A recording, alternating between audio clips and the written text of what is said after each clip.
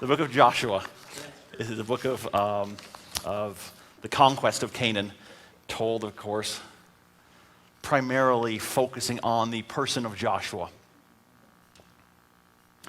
And so I want to talk about Joshua today. And to talk about Joshua, you have to start well before the book of Joshua. We find him first showing up back in Exodus chapter 17 when Amalek has attacked, or was about to attack, Israel. And somehow Moses learns about the impending attack a day or so ahead of time. Maybe Amalek was not a really good, their spies were not good or something, I don't know. But they learned ahead of time. And so Moses said to Joshua, first place he appears in the story, choose men for us and go fight against Amalek. Now in the story, in the narrative, Israel has not long before come out of Egypt, and so they don't have an army. They probably don't have many weapons because slaves in Egypt wouldn't have a lot of swords and spears and so on. So Joshua's given a pretty tough job here. It's not like, hey, go select 5 of the battalions of the standing army. It's go find some men who are willing to grab whatever weapon they have to help protect us against Amalek. And so he does that. He gets the army together. We know this story. And Moses goes up on the hillside with the staff of God in his hand. And as long as he held that staff up above his head, Israel prevailed. And whenever he let it down from being tired, Amalek prevailed. God thus very clearly making the point that victory comes from him, not from military power. And so Israel prevails through God's miraculous power. And then interestingly, in verse 14, God says to Moses, write this in a book as a memorial and recite it to Joshua. Be sure Joshua remembers that Amalek will be wiped out for doing this. So commentators, scholars are not quite sure what to do with that. Is this the first hint of Joshua becoming the successor of Moses, and this was to be something to be handed down from leader to leader? Is it because Joshua is the general, essentially, the de facto general of Israel, and he's being told is going to be taken care of? But Joshua is singled out to receive the message, to remember that Amalek is destined for destruction here. He shows up again several chapters later. We talk about and know about Moses going on to Mount Sinai to meet with God, to speak with God. What we often don't notice is that actually Joshua accompanied him. We're not told how far Joshua went with Moses, at what point, the details there. But Joshua went with Moses into Sinai, and then as they're coming back down 40 days later, and Israel has made the golden calf, and they're worshiping, and Joshua hears them a ways off and says to Moses, hey, there's a battle going on. Someone's attacked Israel.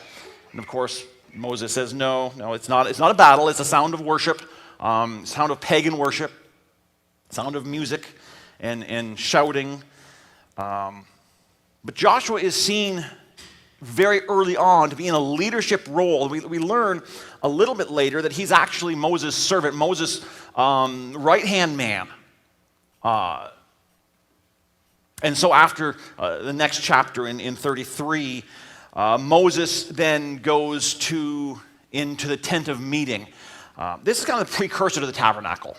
We know that Israel, under God's command, built an elaborate, beautiful tent, semi-tent, semi-building, portable building, that they could take with them as God's presence, the place God's presence would center.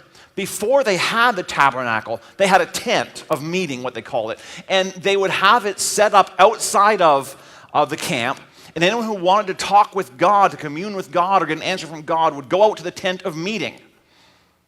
And Moses would go there to the tent of meeting, and there it says God would speak to him like a friend, face to face. Then when Moses would leave the tent of meeting and return to his camp, it says here, Exodus 33, verse 11, his servant Joshua, the son of Nun, a young man, would not depart from the tent. So Joshua becomes the caretaker, if you will, something like that of the tent of meeting. He's not a guard like keeping people away, but he's there remaining at the tent of meeting as a caretaker, as an overseer, closely connected with the presence of God here. There's another interesting story that doesn't get a lot of airtime in Sunday school, in Numbers chapter 11. And this is where Moses has, the burden of leadership has become too heavy for him. And so he's told, select 70 men from Israel to take on part of the leadership of Israel with you.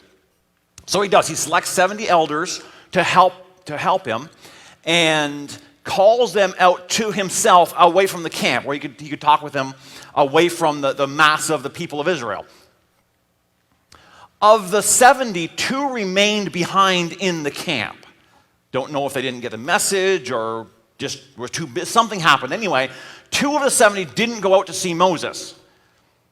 And so when Moses commissioned the 70 to help him in his leadership, all 70 began prophesying. It says that God took the spirit that was on Moses and put it on the 70, and they began prophesying. And of the 70, the 2 still in camp also began prophesying. That didn't sit real well with Joshua. Not the way it's supposed to be. So Joshua says to Moses, Moses, my Lord, restrain them. Tell them to stop prophesying, because they didn't come where that you said they should. So stop them.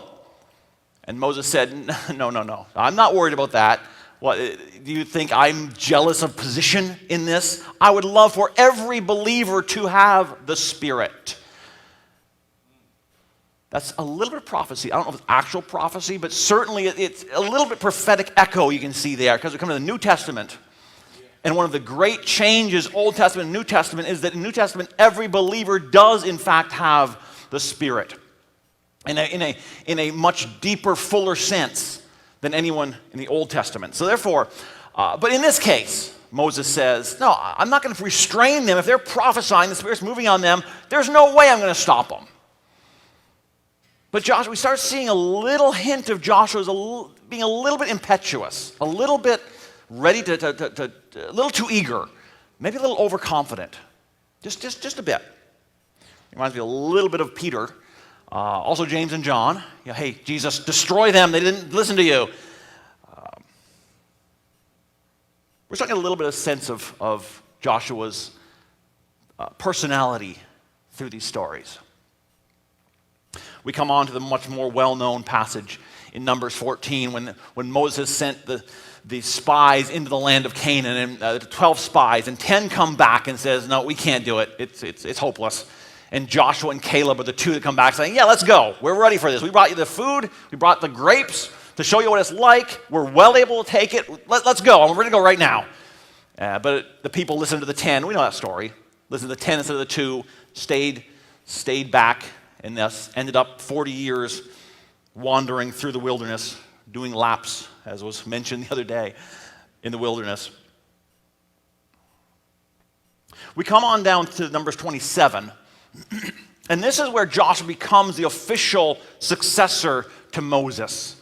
Take Joshua, the son of Nun, a man in whom is a spirit. That's an interesting phrase right there. That's why Joshua is chosen, or how God marks him out for leadership, is by giving him the Spirit. And lay your hand on him, and you'll put some of your authority on him. Basically, give him some authority. Delegate some authority to him in order that all the congregation of Israel may obey him like they did Moses. So he becomes Moses' successor here in Numbers 27. And then through the book of Deuteronomy, which is Moses' final speech, giving the law and explaining and warning and blessing Israel, he's there confirmed several times as the successor to Moses. So that's the background we have here of Joshua, coming up to the book of Joshua. We come into the book of Joshua. Moses has passed away now. The mantle of leadership has fully fallen on Joshua. And we get the impression that he's feeling the weight of this. He's feeling some intimidation from now he is the leader rather than the assistant. And so what we find in the first part of the book of Joshua is repeatedly God saying, fear not. Don't worry. I'm with you. Like I was with Moses, I'll be with you. I'll prove to you I'm with you. And thus he brings Israel through the Jordan and miraculously divides it, much like he did the Red Sea, to allow them to travel across. And just over and over, God is like bolstering Joshua's confidence, which is interesting because he didn't seem to lack confidence previously.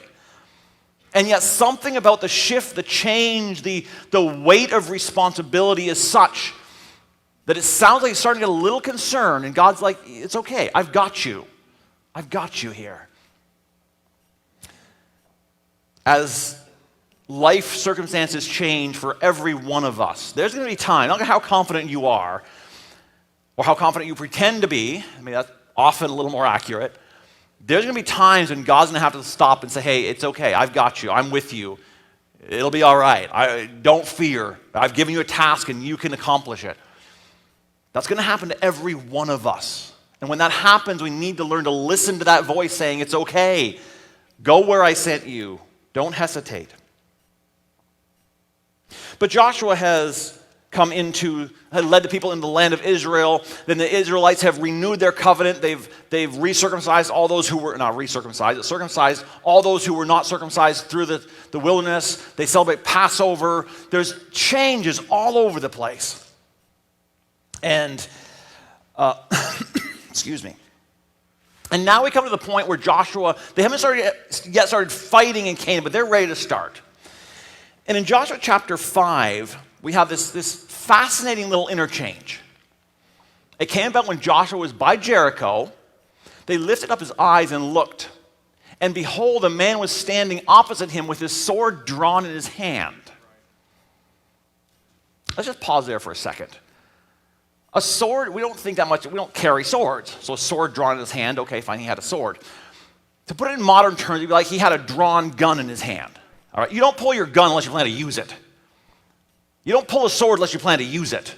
All right, you don't walk around with a sword in your hand just because you feel like carrying a sword. All right, if you have a sword, you have it in the scabbard. You have it put away until you need it. So the fact that he sees this man holding a drawn sword means this guy is ready for battle. He's ready to go to war right then. All right, this is not just a man who happens to be standing there. He's clearly in a battle position with this drawn sword in his hand. So we see Joshua, as probably any good leader would do, he wants to know who this guy is for. Who is this guy? Whose side is he on? So he walks up to him and he says, are you for us or are you for our adversaries? Us or them? Which one? Which one is it? Now, fascinatingly, the man says no. It's like, wait, that's a multiple choice question. I've had to ask you ask somebody, do you want this or that, and they say yes. No, that doesn't answer the question. All right. So this man says no. In other words, I'm certainly not for your enemies. I'm not really for you either. He goes on to say, I indeed have come now as captain of the host of the Lord. Or another way of phrasing that, some versions translate it more like this. I'm the captain of the host of the Lord, and now I'm here. I'm showing up. Battle is starting, and I'm here. And Joshua, the question is not, am I on your side? Joshua, the question is, are you on my side? That's why he can't say yes. He can't say I'm on their side or your side. It's I'm on the side of right. And Joshua, you'd better be sure you're on the side of right as well. What he's saying is, I am your superior commander, and you need to recognize the need of fighting on the right side. Joshua needed that right then. Because it's very easy, especially if you have a personality that tends to be confident, tends to be overconfident even, it's easy to get to think that the battle's all about you. And if you have a personality that's not so confident, guess what? It's easy to think the battle's all about you, right? It's a human thing.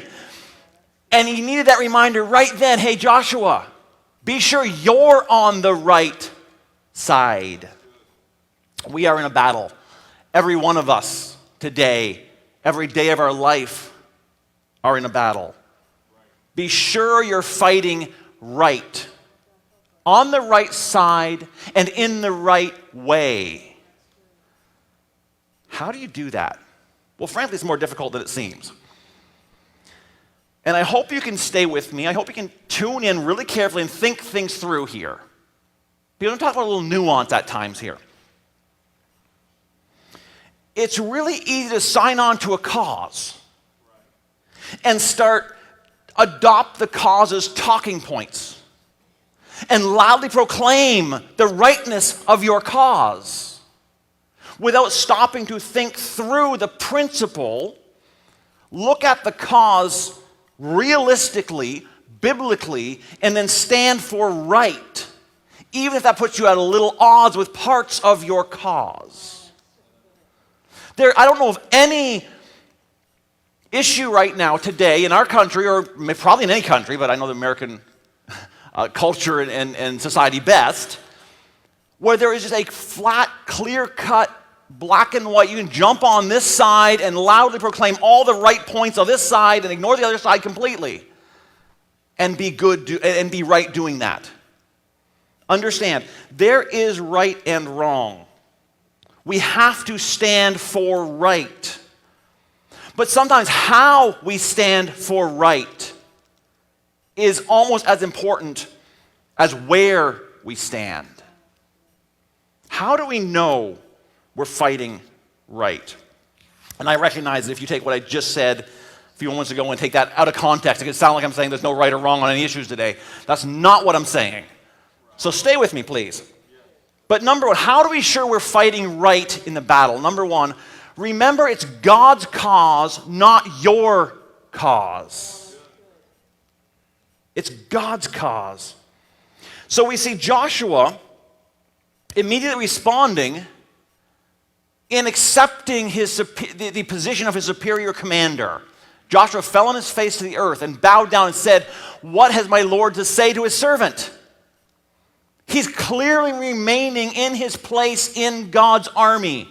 The captain of the Lord's host said to Joshua, "Remove your sandals from your feet. The place we're standing on is holy." And Joshua did so. Of course, we have echoes of Moses here, the commission at the burning bush. But Joshua is very clearly, immediately accepting and following the authority of God through the captain of his host. Be sure as you're in the battle, be sure you're following God's cause, not just yours. How you do that? Well, number one, prioritize your connection with God. Be sure you stay in step with God.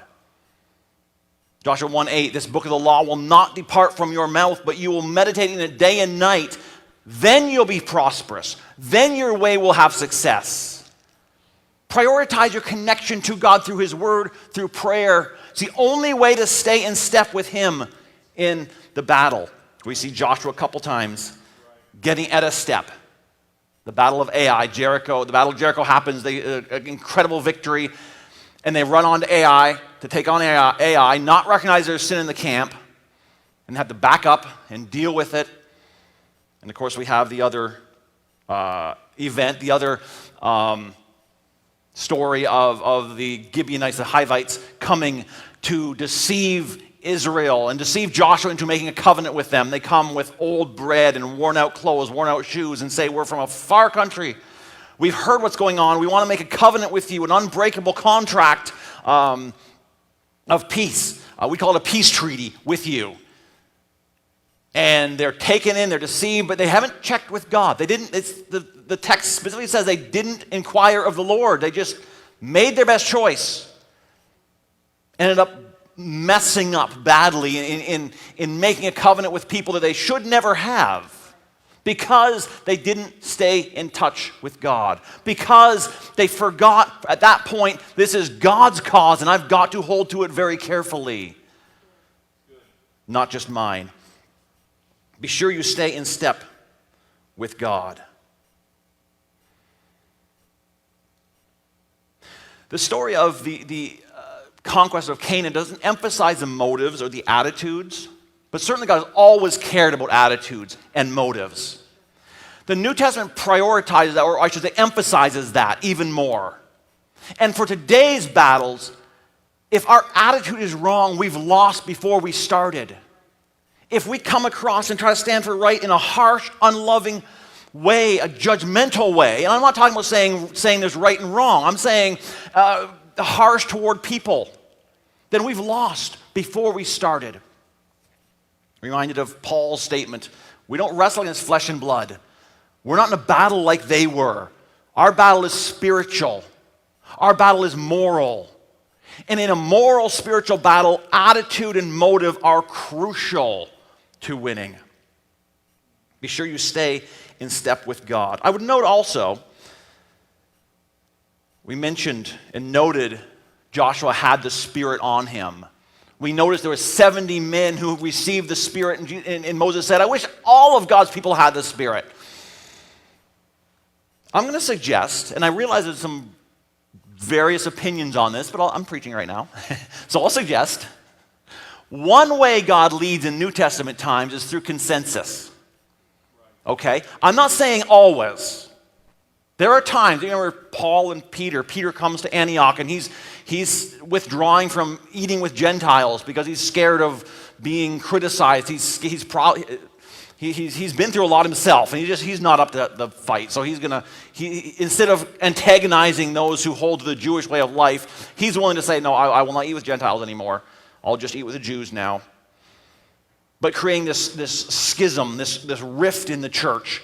And Paul stands up to him and says, to his face, publicly apparently, and says, you are flat wrong. You are doing the devil's work. Didn't say those words, but that's essentially what he said. You're denying the gospel in your actions. There are times to stand alone, all right? I'm not denying that. I am saying this. One indication you're standing right is the affirmation of godly people. It's really easy to get to thinking, well, I know what I'm doing here, and I'm right, and everybody else is wrong, and ignore all the voices around you. That's incredibly dangerous.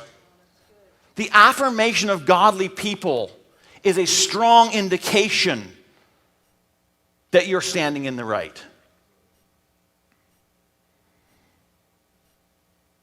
Willingness to work together. If it's God's cause, it's not about you. It's one of the toughest lessons of life. It's not about you. All right? Every one of us have to learn that. And not just in entire sanctification. We have to learn it in practical terms, sometimes over and over. It's not about you. And when it's not about me, then I'm free to work with people I disagree with. I'm free to work with people who may see things differently than me, because it's not about me. It's about God's cause. Abraham Lincoln was a genius, especially when it came to building a team. When he was a lawyer, he was brought on to a legal team defending a client in a I don't know if it was actually, it had to do with farm machinery, basically. It was kind of a technical case. But he was brought on as a lawyer, as part of the team. The main reason he was brought on was because he was from the same area of the country as a judge. So maybe having him on the team might give him a little in with the judge. That was really one of the big reasons he was brought on. When they shifted the trial position and the judge from Northern Illinois to Cincinnati and lost that advantage. So now why is Lincoln on this team? One of the other main lawyers, a man by the name of Edwin Stanton, Stanton made it very clear he did not like Lincoln. He made fun of him. He called him a long-armed ape. He mocked him. He froze him out of the trial. And Lincoln ended up just being there, because they couldn't actually get rid of him, but just being there with nothing to do in the trial. Years later, Lincoln was trying to become president. He was running for in the primary for the newly formed Republican Party. His three rivals. He had three rivals who were very accomplished politicians. Seward, Chase, and Bates were his rivals for the primary for the nomination. He defeated all of them to everyone's shock. He went on to become president. And when he put together his cabinet, guess who he put in his cabinet? Seward, Chase, Bates, the three men who very bitterly opposed him in the primary, as well as Stanton, the lawyer who had mocked him and run him down. And when asked why, his answer was basically, they're the best men for the job. And so I'm perfectly willing to work with them because we need their expertise right now in the nation. Now, the end of the story is he actually became good friends with all of them. He built relationships with all of them. But he was willing to put the cause of the nation ahead of his own personal feelings. And that's something we all need to learn to do because it's not about us. It's not about me. It's not about who I like or don't like. It's about God. It's his cause. I mean, sometimes we're willing to work together with people that we don't agree with in all areas. Sometimes we're called to work separately, but still work in the same cause. I've had the conversation with several people lately about Paul and Barnabas, Acts 15. When Paul and Barnabas go on their trip, right? They're going on their missionary journey, and they're successful. But John Mark, who was with them at the first stage of the journey, left, came back to Jerusalem. So then the time comes in Acts 15 when Paul says, hey, why don't we go again? That was great. Let's go see how they're all doing. And Barnabas says, fantastic idea. Let's take John Mark. And Paul says, absolutely not. And Paul says, and Barnabas says, oh, yes, we are. And Paul says, oh, no, we're not. And they cannot agree on it. So we know what happened, right? Barnabas took John Mark and went off one direction, and Paul chose Silas and went off a different direction. But here's the key. We never hear or see a hint of Paul undermining Barnabas. We never see or hear a hint of Barnabas holding animosity against Paul. They basically said, look, we can't agree on this, so we're going to work separately, but not attack one another, not undermine one another. Sometimes we have to work separately, but if we come to that point, we say, we can't actually plant a church together. We don't see eye to eye on how we should run the service, or a more philosophical difference, or whatever. There'll be 100 ways we can look at one another and say, we actually can't work together on this. But being willing to acknowledge that and still say, I will pray for you, I'll support you, I'll help you as I can, even if we can't fully work together. And recognize it's his cause, not ours. And sometimes we can work separately, but still work in the same cause. Sometimes different perspectives, different approaches are needed. When I just happened to discuss Paul and Barnabas, and actually I'll give credit here with Mr. Miles. He said his perspective, I think he's right, hadn't thought of this before. He said he thought John Mark needed both. He needed Paul to kick him, say, straighten up. And he needed Barnabas to say, okay, I'll put the pieces back together, let's move forward. All right? It takes both. And here's the key. I want you to hear me very carefully on issues today. Sometimes different perspectives and different approaches to the same issue are needed. Okay? Again, I'm not talking, and we'll talk a little more about this in a minute, I'm not talking about denying right principles. I'm not talking about undermining truth. But just take this example, for example. Let's talk about the LGBTQ agenda. And we have to acknowledge that is a major topic in our culture today. There are men who are strongly opposing, Christian men who are strongly opposing the LGBT agenda in legislation, in court. They're fighting the battle, right? And God bless them. I'm glad they are. We need them. There are others who are reaching out to individuals who are struggling with gender dysphoria, with gender identity. And there are individuals who are struggling, and there are people reaching out to them. God bless them. We need them. But here's the deal. The guys who are reaching out to the individuals can often feel like the guys who are fighting the battle in legislation and in court and can see them as harsh, unloving. The guys who are fighting the battle in court and in legislation can see the guys who are working with individuals as soft and compromising. All right? We need both. It's rare one guy or one woman can do both. We need different perspectives, different approaches that are based on truth, that are not compromising truth, but are willing to say, you know what, we see it differently. We see the emphasis differently. We see the need differently. We see the priority differently, and not fight one another over different approaches when we're both standing for truth. That's a hard balance to hold. But we've got to, because it's not our cause, it's his cause. Fighting right. 2 more points very quickly. I thought we could get early. We'll get a little early here. We're in a battle. Stand against evil, not against people. You know the story of Rahab? Yep, she's the one that took the spies in. When it's all over, Joshua says to the 2 men, to the spies she hid, go get her. Her house is still standing. Go get her, bring her into Israel. Brings her out of her house, her whole family, everyone's with her. And note in verse 25, Rahab the harlot, an immoral woman, and her father's household, all that she had, Joshua spared. She's lived in the midst of Israel to this day.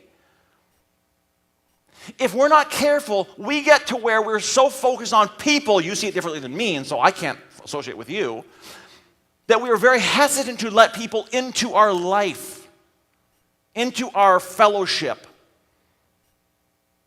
But when we're fighting evil, not against people, we are willing to accept people. Again, I'm not talking about compromising right. We stand for right.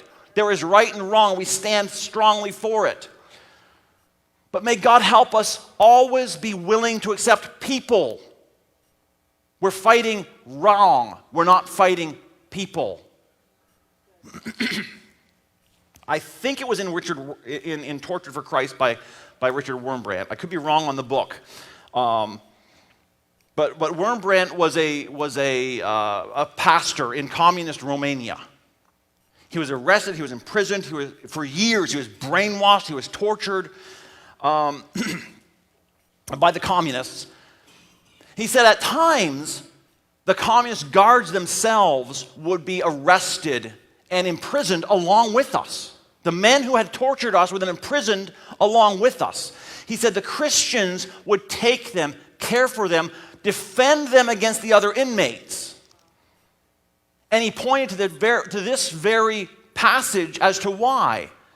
He said when the commander of God's army came, he didn't say, I'm against them and for you. He said, no, I'm on the side of right. And as Christians, we have to be on the side of right. And sometimes that means taking the one who has harmed us and hurt us and attacked us and defending them. It's God's cause. We stand against evil, not against people. Paul talking to the Corinthians, he said, look, you guys, some of you say I'm from Paul, I'm under Apollos, I'm under Cephas, I'm under Peter, I'm under Christ. He said, stop it. Division itself is wrong. And again, I want to say this over and over, be sure you hear me. Division for the sake of truth is necessary. Division over anything else is wrong. To the point, Philippians 1, Paul's in prison, and he's talking about others who are teaching and preaching. And he says to them, he says to the Philippians in his letter, he says, some are preaching Christ from envy and strife, thinking to cause me distress in my imprisonment. So Paul says, some are preaching Christ for good reasons. Some are preaching Christ in a way that is intentionally causing me more harm. Philippians 1:18, what then? So what? Every way, whether in pretense or truth, Christ is proclaimed, and in this I rejoice. Paul's saying, look, they're attacking me in their preaching. That doesn't matter, because it's not about me. It's about him. Christ is proclaimed, and I rejoice in his being proclaimed, even when it's at my expense. That's really tough to do. That's really tough to do. And yet it's his cause, not ours. Stand for truth. Stand for right. Stand against evil, not against people. Finally, as you do this, expect God's help. We come to the end of Joshua. And it says God has given, in Joshua 23, God gave Israel rest. By the time Joshua was old and full of days, God gave Israel rest from all her enemies. God's help went with him every step. Exceptions, of course, when he stepped away from God. But as long as he was in step with God, God's help was there every moment. And he sent us into battle, not unarmed, not alone. We have the armor of God. We have the Spirit. He says, fight the battle. Fight the good fight, and I will be with you every moment of your life to the end of the age. We're in a battle. It's his cause.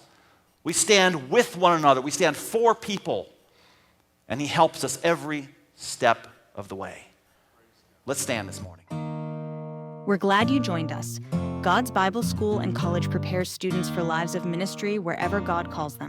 This content is possible because of the generous support of friends like you. To support GBSC, visit giving.gbs.edu. Thank you.